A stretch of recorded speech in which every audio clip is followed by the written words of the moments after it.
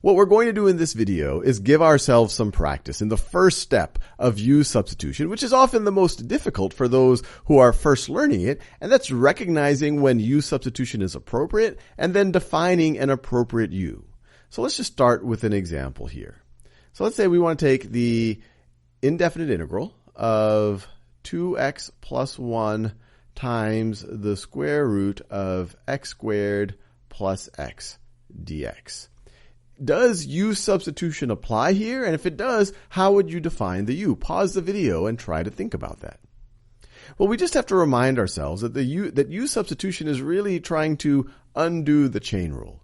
If we remind ourselves what the chain rule tells us, it says, look, if we have a composite function, let's say f of g of x, and we take the derivative of that with respect to x, that is going to be equal to the derivative of the outside function with respect to the inside function. So f prime of g of x times the derivative of the inside function times the derivative of the inside function.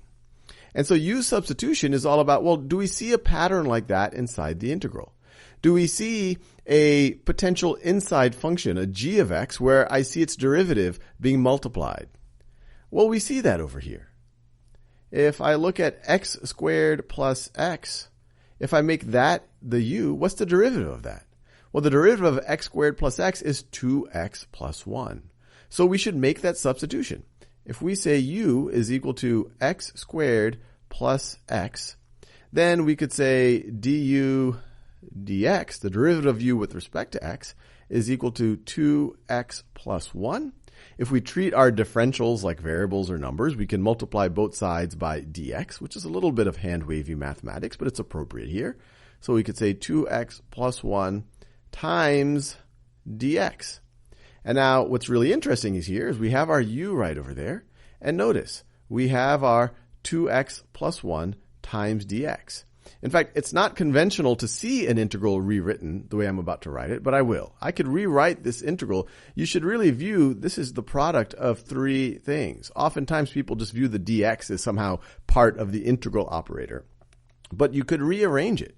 This would actually be legitimate. You could say the integral of the square root of x squared plus x times 2x plus 1 dx. And if you wanted to be really clear, you could even put all of those things in parentheses or something like that. And so here, this is our u, and this right over here is our du.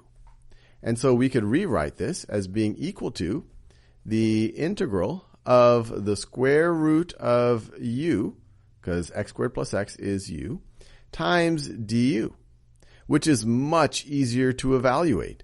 If you are still confused there, you might recognize it if I rewrite this as u to the 1/2 power. Because now we could just use the reverse power rule to evaluate this, and then we would have to undo the substitution. Once we figure out what this antiderivative is, we then would reverse substitute the x expression back in for the u.